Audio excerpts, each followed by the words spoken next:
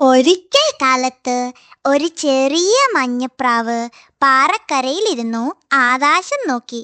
അതിന്റെ പേരാണ് മിതു. അതിന് വലിയൊരു സ്വപ്നമുണ്ടായിരുന്നു. ലോകം ചുറ്റി നടക്കണം, വിവിധ കാടുകളും പാറകളും കാണണം.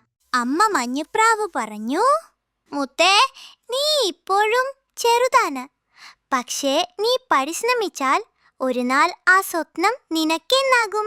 ദിവസേന പറക്കുന്ന പരിശീലനം ആരംഭിച്ചു. ആദ്യം ചെറുമരമലയിലേക്ക്, പിന്നെ വലതരങ്ങളിലേക്കും. ഒരു ദിവസം മിതു വലിയ കാട്ടിലേക്ക് പറന്നു.